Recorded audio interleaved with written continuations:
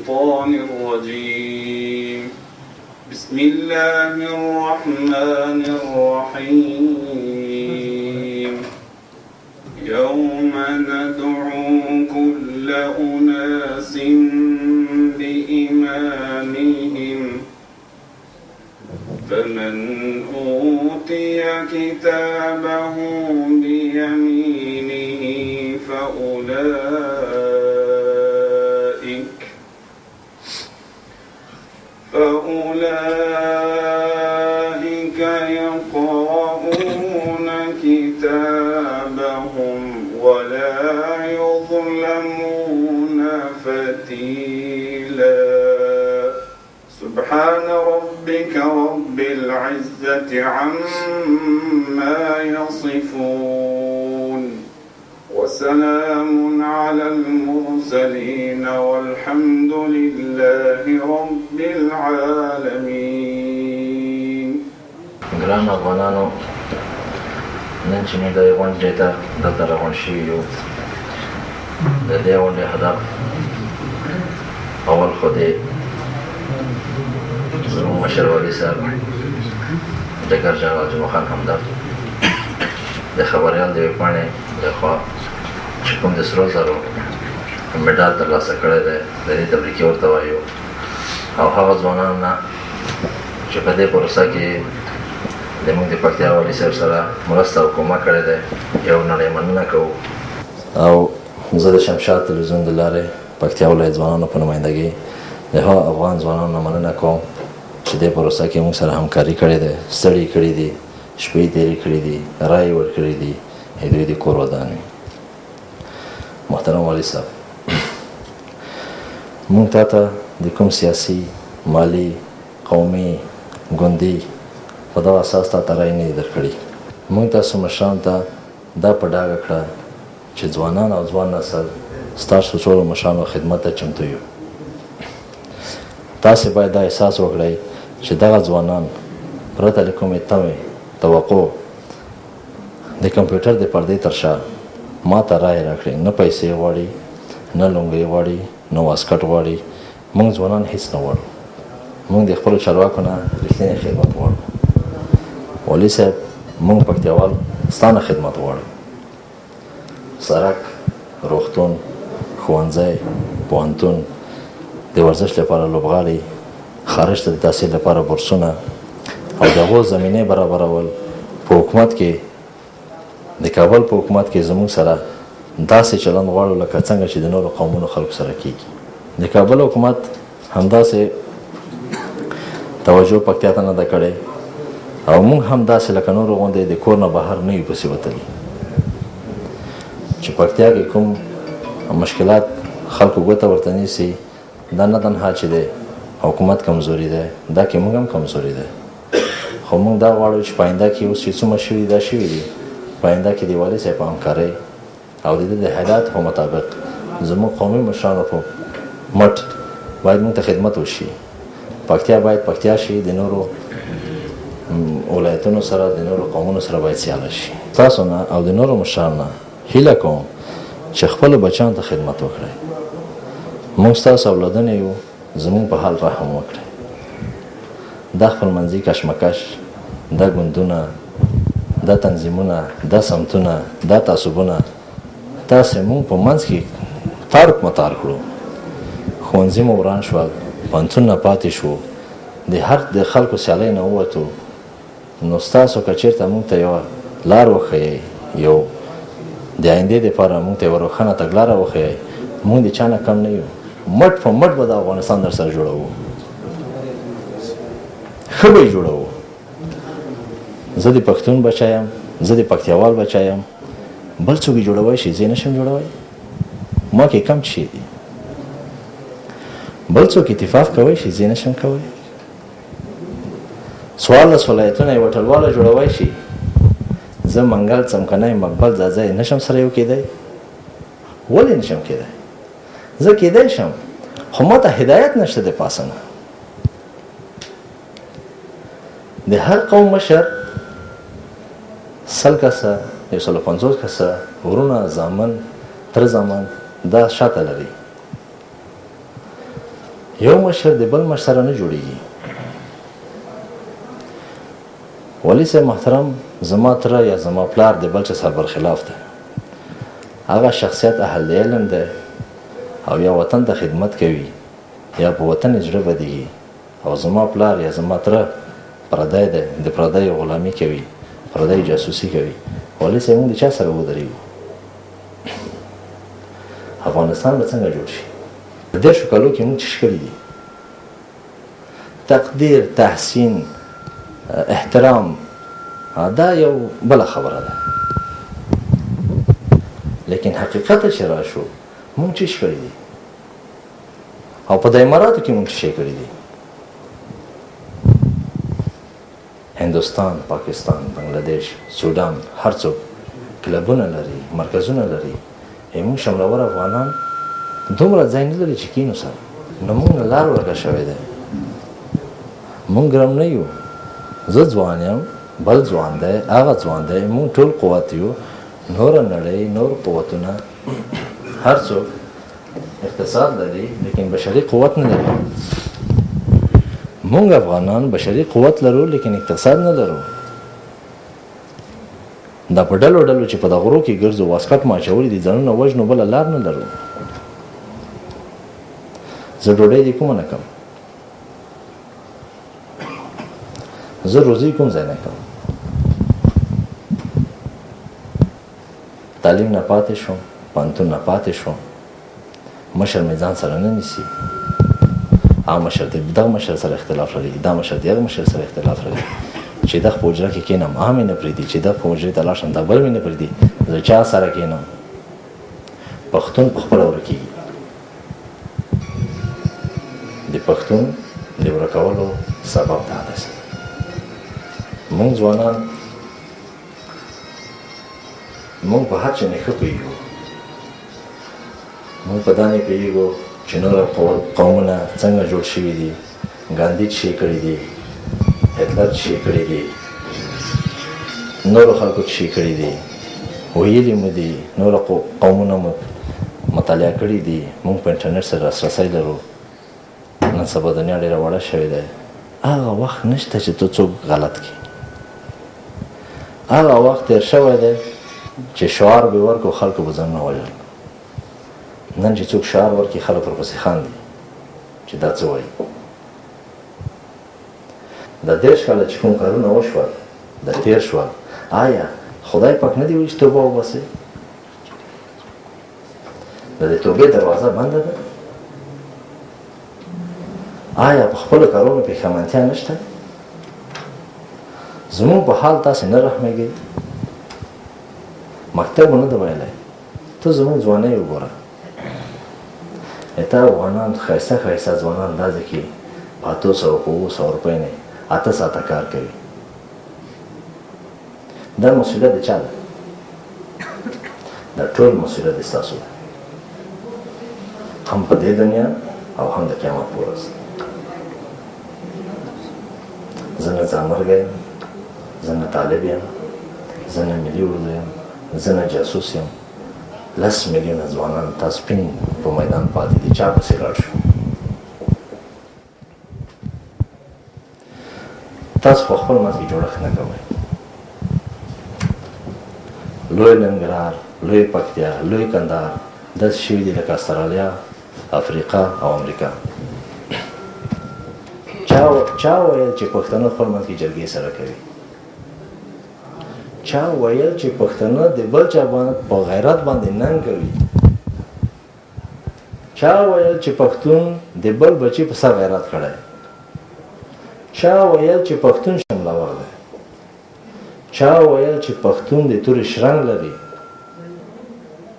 چا ویل چې موږ وروره فداکاري کړې ده، وینې مو بهول دي د وطن دپاره؟ اروپایانو وینې بهولې دي، جنګونه یې کړي دي، بچیان یې ټول ښه ژوند کوي. نورو ملکونو فدایان یې کړي دي، قربانیان یې کړي دي، ټول ارام ژوند لري. زه په 2014 کال کې هم وږی یم. موږ ته د حل یوه لار وښایئ. او دا ډوډۍ مو چې درته کړې ده، د لیمون ډوډۍ داسې مفته نه دی. دا ما غصب زمین نه ده کړی چې زه په ځان باندې پرده واچوم. ما رشوت نه ده خوړلی چې چا پسې خواږه وکړم.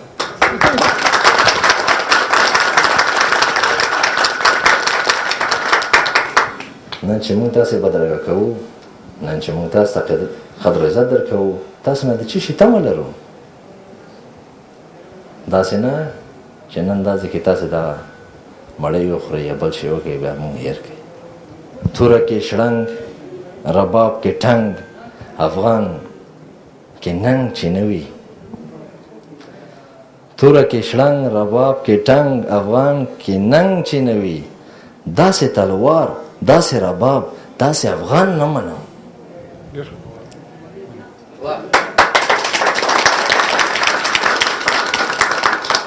السلام علیکم ورحمۃ اللہ وبرکاتہ.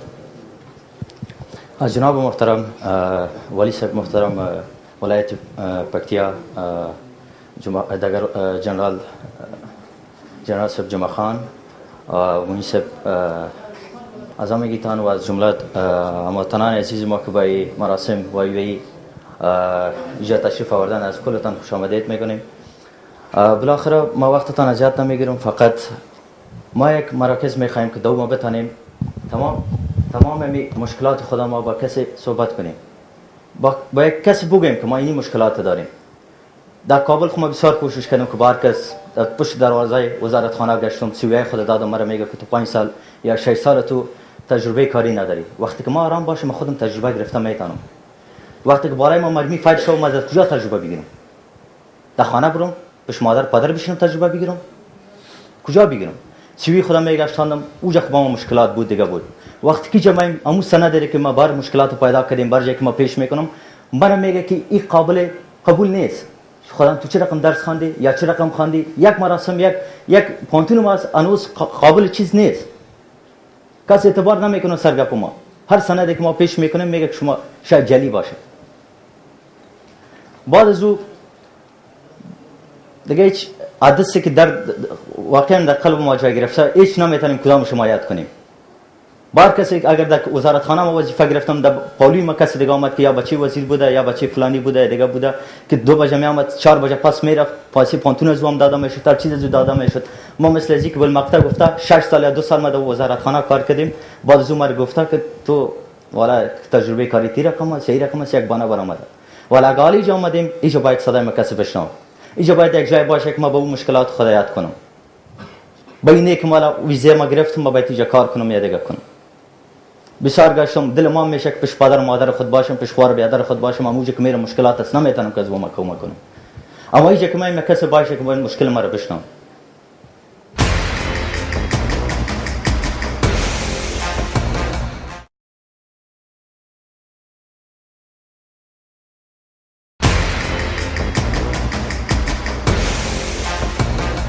ټول حاضرین مشران السلام علیکم ورحمت الله وبرکاتو. اول خو درس مخې د جمال څمکني نه د تورشاه نه او د داود جان نه ټول نه مننه او کوم پیشنهادات چې دوستانو او کوم مشکلات چې دوی یاد وکړه تقریبا موږ ته هم راجع کېږي ځکه چې د دولت یو رکن کې کار کوو او انشاءالله په دې کې کار یو خو دا خبره ورته وکړم چې ځوانان واقع موږ خپل هم ځوانان یو او د ځوان د درد نه خبر یو. مګر دا داسې نه دی موږ په ټولو ملکونو کې چې دغه 10 کاله 15 کاله جنګونه تېر شول، افغانستان مهاجرت خلک مهاجرت ته لاړل او زیاتره اوس هغه زموږ سرمایه ګزاران چې په نورو ملکونو کې سرمایه ګزاري کړې ده او هلته چې هغه مشکلات دي او نشي کولی چې لاړ چېرته سرمایه ګزاري وکړي. په نورو ملکونو کې هغوی خپل قوانین لري، مشکلات دي چې هغه د پوهنتون او د مکتبونو مسله چې ما په سعودي کې هم هلته مهاجرینو غوښتنه وکړه چې باید دغه زموږ ته مکتب او پوهنتون مسله ده چې موږ په دې پوهنتونو کې نه جذبېږو او دغه موږ مشکلات زموږ آینده نسلونه بې تعلیمه پاتې کېږي. دغه بدبختي زموږ افغانستان کې مشته بیا خصوصا پښتنو سیمو کې چې تر اوسه پورې دا بدبختي په لر او بر کې روانه ده. پښتنو کې په ټول افغانستان کې شته ده، خو دا په دې نه کېږي چې موږ به چاته اوس فریاد وکړو.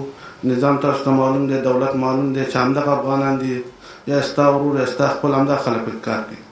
ملایکې نه دي د بل ځای نه دي راغلي، خو د دې دپاره مبارزه کول دا نه کېږي چې دلته ته فریاد وکړې راځه چې هغلته میلیونونه ځوانان هلته ناست دي هماغه ګولۍ لاندې ژوند کوي هماغه مکتب ته ځي تعلیم کوي هماغه ځای ته دا په دغه کار پسې ګرځي خو ته د دې ځای نه په دې انتقاد کوې چې ولې ما ته توجه نه کېږي راځه په شریکه د هغه غم وخورو خپل غم وخورو نو هغه وخت کې موږ تاسو خپل افغانستان خپل وطن ته ښه خدمت کولی شو چې په شریکه دا احساس او فکر دغه ارامه ژوند پرېږدو هغه نارامۍ ته لاړ شو هغوی سره یو ځای لاس په لاس خوا په خوا د خپل د حقوقو دفاع وکړو زه همیش دپاره چې ما کومې برنامې اوس شروع کړي دي ځکه زما د ځوانانو مشکلات لیدلي دي زه د هغوی خپله دغه کوم کرکټ ټیم چې په سوالو زارۍ باندې راغلی دی د چانډۍ ټوله کړي دلته راغلي مسابقې ته مسابقې کې ګټي دا ټول ته مبارکي وایم ځکه دا د افغانستان لپاره یو ویاړ دی افغانستان په نړۍ کې د یو تروریزم په شکل باندې پیژندل شوی یعنې د افغانستان خلکو ته احترام نه کېده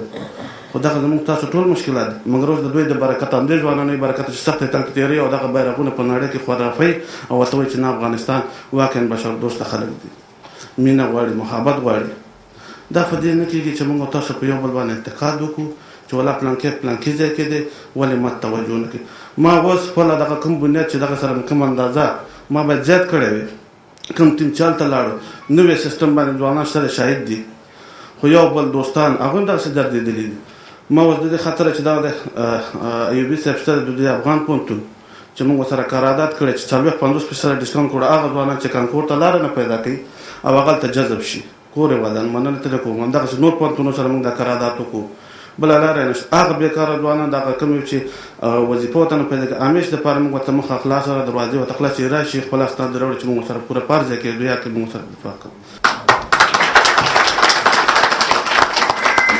ډېر خوشحاله یم چې دغه 2 ورځ مجلسو کې اشتراک کوم او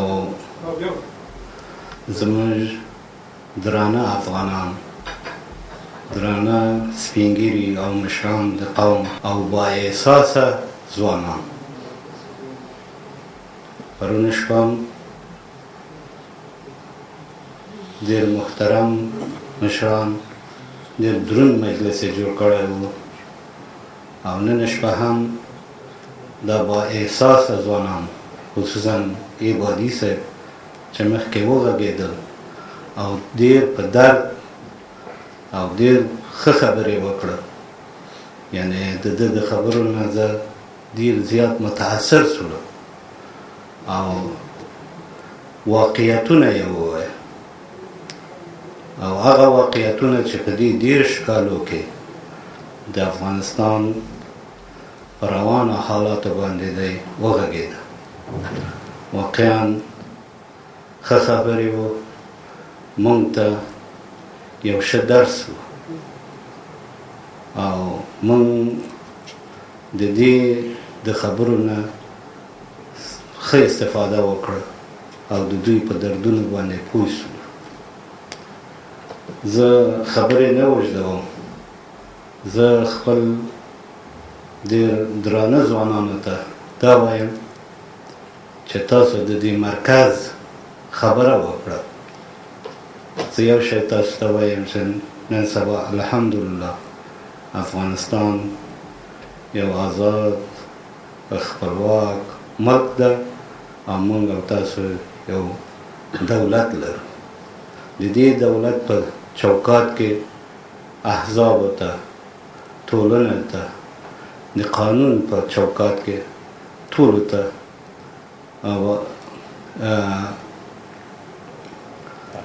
حق ورکړل شوی ده او دا حق هر څوک کولی شي چې د دې قانون اساسي په رڼا کې خپل حقونه وغواړي زه تاسو ځوانانو ته دا وایم چې که تاسو شوق د مرکز کړی اولا دغه ټولنه د وزارت عدلیې لخوا رسمي کړئ بیا په سفارت کې تاسو رسمي کړئ او دلته په رسمي توګه افتتاح کړئ چې ټول خلک او ټول دنیا سره د یو افغانستان سره نه بلکې د ټول د دنیا سره تاسو اړیکې قایمه کړئ بسم الله الرحمن الرحیم د لوی سلطان تعالی په سپېڅلي نامه راځو دې خبرې ده چې محترم د ولسي جرګې غړي همداسې موني صاحب خبرې وکړلې.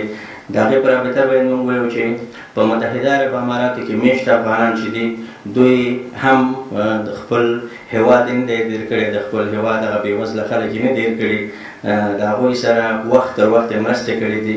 دلته موږ په متحده عرب اماراتو کې د افغانانو یو اتحادیه لرو چې هغه اتحادیې مشري ښاغلی جسر محمد طیب کوي او په دغې تقریبا په مجموع کې د صفات شمال نه د ټول افغانستان نه او وګړي چې دې کې دغه کوي.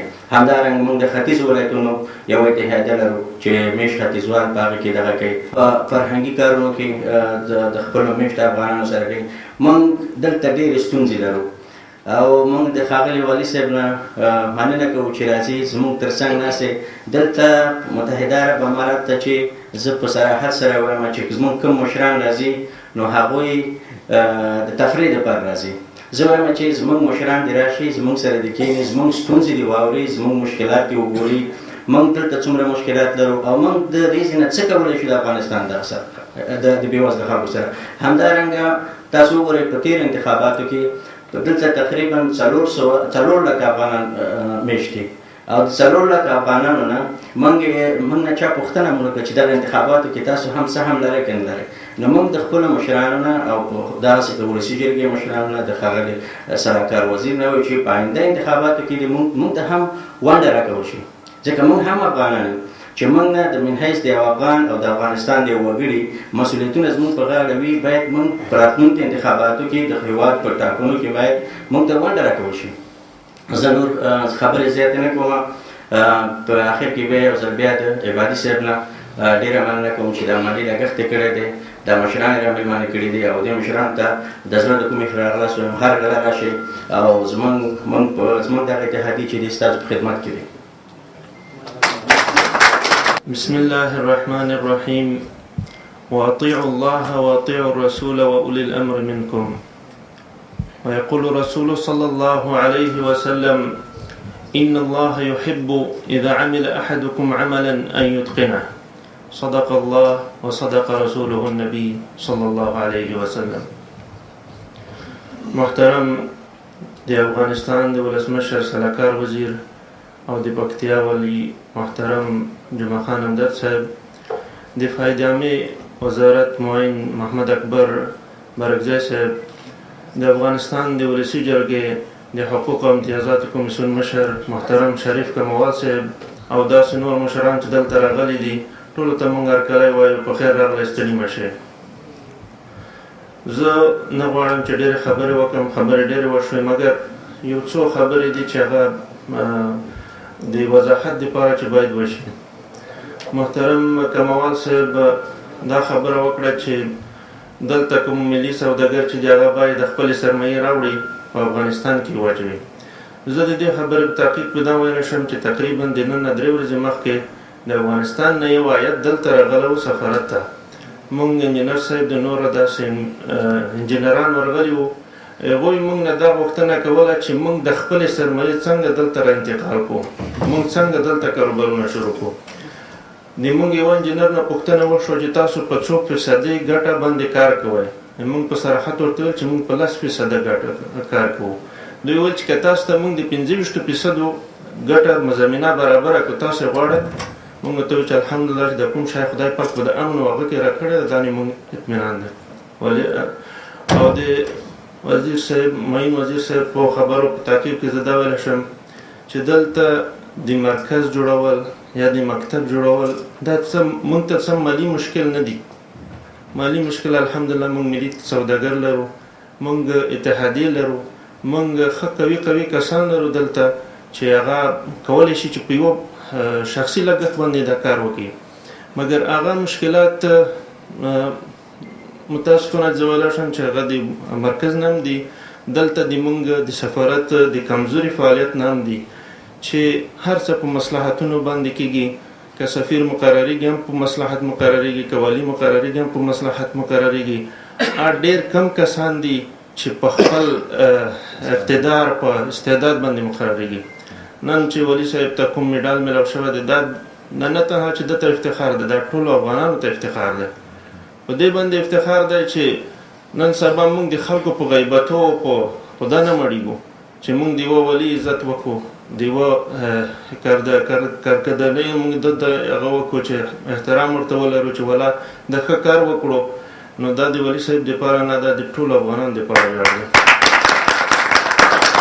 لومړی د ټولو در مخه محترم والي صاحب همدرد صاحب چې د ولسمشر سلاکار دی او محترم وکیل صاحب چې د ملي شورا کې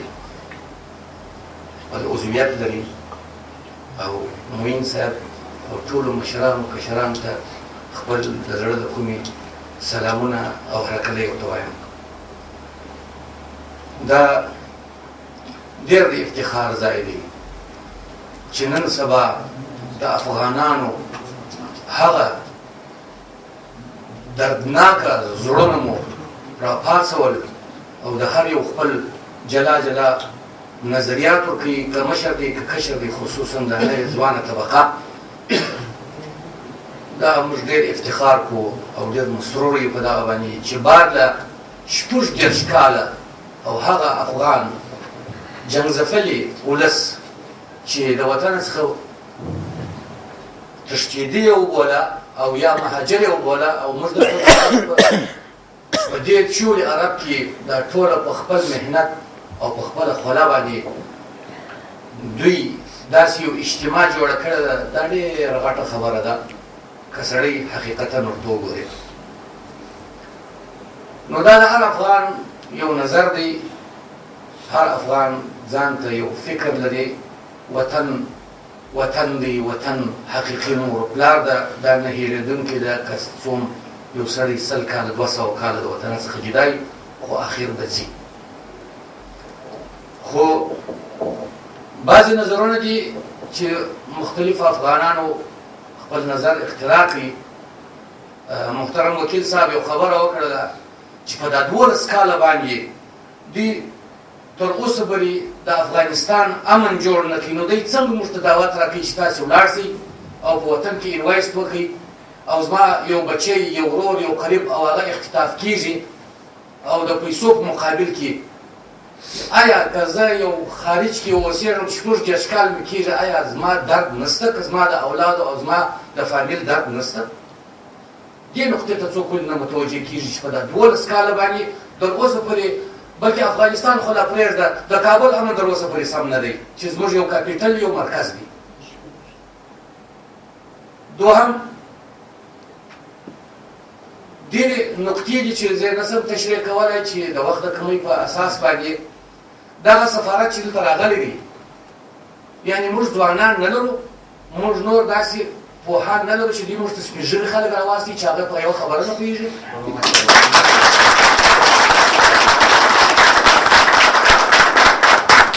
یو افغانۍ مړی 10 ورځې په برج کې پروت دی په اسپتال کې او دغونه څوک نسته چې غور یې وکړي او هغه یخی سوی دی په هغه ځای کې. نو دغه ځای څخه په چنده باندې خلک پیسې ورته ټولوي او دا جنازه او تابوت د دې نقل کېږي افغانستان ته. هغه به یو غریبکاره سړی افغان وي، یا به د خوست وي، یا به د قندهار، یا به د نورو مختلف، خو افغان په نامه باندې دی. تر اوسه د اتیوپیا او د سودان سفارت ته ورسه دی خپل ساسوشن لري، دی خپل یو سنټر لري. یعنې د افغانستان بودیجه چې تاسې اوس په خپله وکیل صاحب راته تشریح کړله چې دومره زموږ لوړه بودیجه ده، آیا دوی دونه طاقت نه لري چې دلته په ابوظبي کې یو مرکز جوړ کړي په د خپل بودیجه؟ یو شاعر وایي مینه په تلو راتلو زیاتېږي، کله راځه کله به زه درځم مینه. دا 12 کاله چیرې وه د افغانستان موظفین چې دلته د دې دردناکه افغانان چې دلته پراته دي او یوه جنازه یو مړی په 15 ورځې باندې دی نه او تر اوسه یو پاکستانی وګوره، یو مروړی وګوره او یو بنګلادیشي وګوره چې نن انتقال شي ماښام دی په خپل مقبره کې پروت وي. زموږ غیر د اسپتالو په برج کې پروت دی.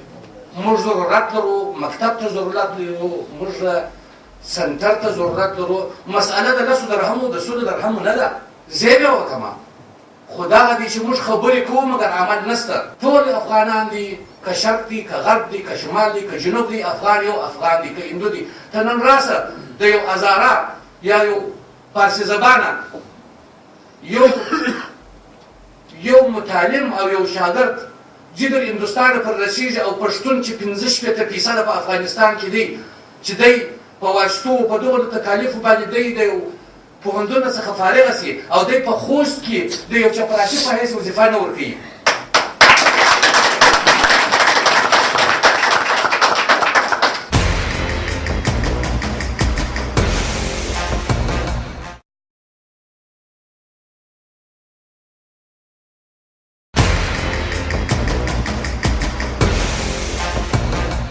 بسم الله الرحمن الرحیم.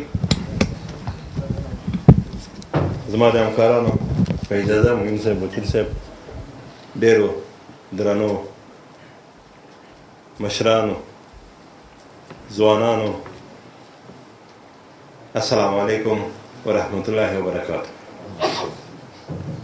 زما خبرې زه نه د ریاست جمهوری په نمایندګي غږیږم او نه هم د کابینې په نمایندګي غږیږم.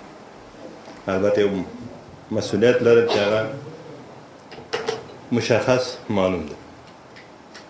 د ټول د مخه د عبادي صاحب نه ځوانان نه د دوی ملګرو نه ډېره مننه کوم، تشکر کوم چې دغسې یو ښکلې د صمیمیت فضا یې رامنځته کړې چې هر څوک خپلې خبرې ډېر په واضح شکل کوي. زه عبادي صاحب مننه تشکر کوم. ستاسو ایمیل کې چې کوم حمایت له مانه کړی، انټرنیټ کې له مانه کړی، ډېره مننه. ټولو ځوانانو نه مننه کوم، تشکر کوم. دغه انتقاد ډېره اسانه ده، ولې که وګورو حقیقتا افغانستان کې په دې 11 کالو کې 12 کالو کې ډېر کار شوی. یو مرحله وتېره شوه چې ټول افغانستان مجاهد ولس ودرېدو او ډېر په میړانه باندې منګلو ځای خو لا پرېږده چې پکې ازبکو تاجکو هزاره خبره هم نه وه. هغه کله وه چې هغه د روسانو مقابل کې جګړه وه او چې کله متحد و، اتفاق و، قوم بازی پکې نه و، سمت بازی پکې نه وه. موږ ډېر څوک پر طاقت لوی قوت ته دغه افغانانو په تش لاس باندې ماته ورکړه. هغه څه شی و چې فقط ملي یووالی پکې و، ملي وحدت پکې و. 10 کاله مخکې ما نه چا پوښتنه نه ده کړې چې ته څه قوم یې. تاسې باور وکړئ د چا قمنداني چې ما کړې د هغه نه پوهېده چې زه کوم قوم یم. دا موفقیت، پیروزي، لاسته راوړنه په همدې کې و چې افغانان یو موټی وو. افغانان مجاهد به لا پرېږده، غیر مجاهد به چې بهر ملکو ته تو هغه به اس څوک چې د مسلمانانو په لاسونو په وینو به یې لاسونه سره وو، خو بیرون په خلکو په شا ټپوو چې مجاهد قهرمان. دا چی و؟ دا ملي وحدت و. کله چې مونږ قومونو ویشل شو، په تنظیمونو ویشل شو، هر څه مو لاسه ورکړل. یعنې که ووایم چې د یوې سیمې سړی بلې سیمې ته تلای نه شوی، باید هغه ځای ویزا یې لګولی وای. کور په کور جګړه وه. دغه بغلان کندوز ته چې زه راتلم 50 موټره به راسره وو، ساعتو به را رسېدای نه شوی. هر کمربند کې به یې دروو چې ته څوک یې. کور په کور جګړه وه. کم له کمه په دې 11 کاله کې دا یو مثبت تغییر راغی چې نن د پکتیا نه ځي فاریاب ته، د فاریاب ځي هرات ته، د هرات نه راځي مشرقي ته. 10 کاله مخکې موږ په یو ولایت کې 20 مکتبه نه درلودل، نن په سلونو مکتبونه لرو. د کابل نه به زه خپل ولایت تلم 14 ساعته ما منزل کوم، نن 15 ساعته کې ځي. یعنې دا باید هېر نه کړو چې افغانستان کې ډېر کار شوی. زه په خپله د هغه کسانو نه یم چې ډېره صحیح د مطبوعاتو کې به نیوکه نه یې کړې، مګر هغه زه په خپله به دولت باندې نیوکې لرم په ځینو مواردو کې. اما داسې فکر هم ونه کوي چې ټول حکومت غل دی. نه، موږ غل هم لرو. موږ هغه کسان هم لرو چې ځمکې یې غصب کړي. موږ هغه کسان هم لرو چې د خلکو کورونه غصب کړي. موږ داسې کسان هم لرو چې د خلکو لورو زوی ته یې په سپکه کتلي. اما داسې نه ده چې ټول نظام غل ده. داسې نه ده. دا به غیر عادلانه قضاوت وي چې څوک په حکومت کې کار کوي، هغه موږ هغه ته ټول غله ووایو. شته داسې کسان هم شته چې پرون د موچي زوی و، په نن تجار ده. خو دا ډېر کم تعداد خلک دي.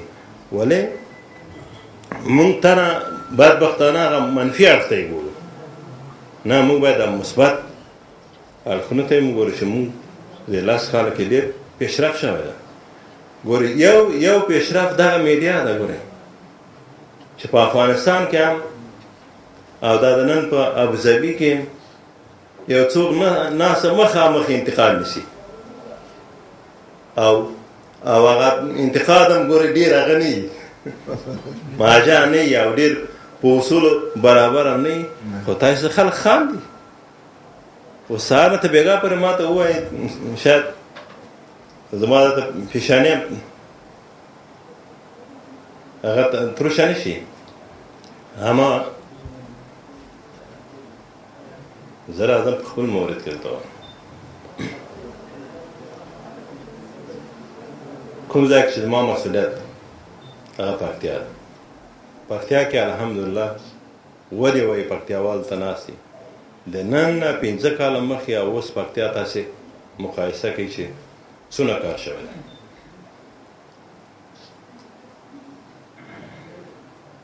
تاسې نن هم ما وګورئ او ورشئ 50 کاله مخکې ما وګورئ. زما نیکه څوک و، زما پلار څوک و، زه څوک وم. دا ټول داسې نه دي.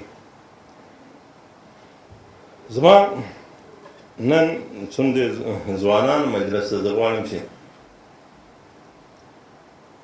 ځوانانو په رابطه عرض وکړم.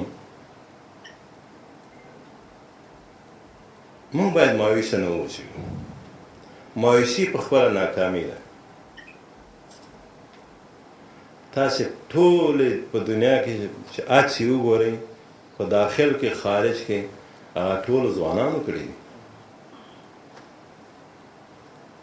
دا چې موږ بیا وروسته سپین ږیري شوي په همغه مبارزه کې داسې موږ فکر مه کوو چې اول نه موږ سپین ږیري وو، دا مبارزه هم شروع کړې ده.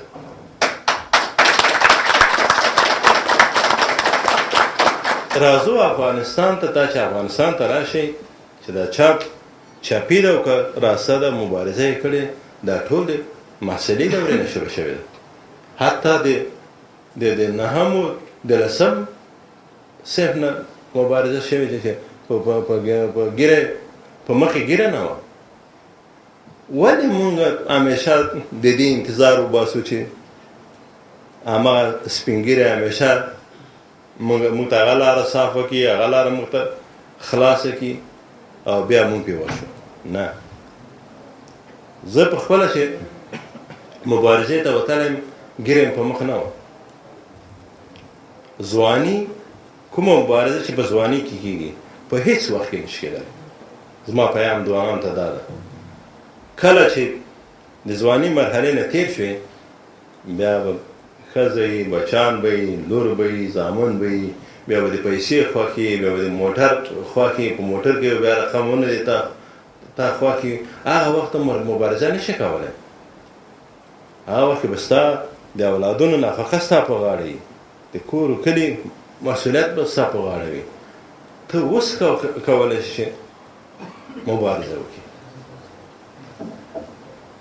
راځم لویې پکتیا ته. لویې پکتیا چې دی اوس مخکې تاسو عرض وکړئ بادي صاحب چې موږ حکومت کې سام ونه لرو. زه هم چې ځم رئیس جمهور شم تا ته سام نه درکوم، تا ته حق نه درکوم چې زه هم رئیس جمهور شم ځکه زه تا د کابینې نه بیرون خوشحاله ساتلی شم، وخت چې د بیرون د کابینې نه خوشحاله دې ساتلی شم نو کابینې ته هغه څوک راولم چې هغه زه خوشحاله وساتم. زموږ مشکل دا ده چې دا ومنئ چې مونږ کې بې اتفاقي ده. ته په دې اتفاقي کابینې ته نشې تللی. زه دا د خپلې 15 کلنې تجربې خبره تا ته کوم چې نن 20 نفر رئیس جمهور ته ورشي نو دا عبادي صاحب پیشنهادي چې رئیس جمهور ته چې دا باید وزیر شي 50 نفر تللی، سبا ته 100 نفر راځي وز دا عبادي صاحب نه منم. هماغه رئیس جمهور ته سبا ته ورغلی که سبا نه دی وخت بعد ورغلی 10 ورځې بعد ورغلی ولې زما ولې په لویه پکتیا په کابینه کې ناست نه وي؟ دا زموږ دا ستا بې اتفاقي ده. راځه زه ځوانانو باندې غږ کوم چې اوس زموږ د سپین ږیرو وخت تېر شوی ده. تاسې راځئ دا سلسله مخ ته بوځئ او لویه پکتیا یو موټی کړئ، نر غوندې کښېنه، خپل حق واخله. حق اخیستل کېږي، حق چاته نه ورکول کېږي. ولې نن هغه خلقي چې هېڅ په افغانستان کې مطرح نه وو نن په افغانستان کې یو څوک دي په حساب کېږي ځکه چې شاته یو لښکرې دي. تاسې همیشه انتقاد په مشرانو مه کوئ. زه درته وایم چې اوس ته ماته ستا یو مشر راوښیه، ستا یو مشر راوښیه چې هغه د تا د حق په خاطر ستا په خاطر یو غږ وکړي او ته سبا یې 50,000 لښکرې پرې وباسې. شته ولې جانې مقابل دی یو لږ راباسي که نه ته 1000 کسه نشي راویستلی. دا مشکلات چې دي مشترک دي، په مشترکه به یې حل کوو. دا په انتقاد نه کېږي چې زه په تا انتقاد وکړم، ته په ما انتقاد وکړې، ته په یو سپین ږیري مشر باندې انتقاد وکړې، مشر په یو بل مشر باندې یا په ځوانانو باندې انتقاد وکړې. دا نه کېږي. راځئ یو موټی شو او یوه هسته باید جوړه شي. دا هسته کولی شي چې یو ځای ته ورسېږي. څه ناڅه مشکلات شته، زه نه وایم مونږ کې ډېر مشکلات دي، مونږ کې دونه مشکلات دي چې د دنیا په هېڅ حکومت کې نشته. بالکل نشته، د دنیا په هېڅ حکومت کې نشته. ولې بیا هم زما په 1111 کال کې ډېر کار شوی. افغانستان کې ستا بیرغ چا نه منو، یو بیرغ نه و په افغانستان کې. نن ستا بیرغ په ټوله نړۍ کې رپېږي. دا تر دې لوی کار نشته. زه په آخر کې د نننۍ بریا چې کرکټ ځوانانو ترلاسه راوړې، واقعا چې کرکټ هم افغانستان په ډېرو ملکونو وپېژندو چې حتی هغه ملکونو نه پېژندو د دې کرکټ له طریقه افغانستان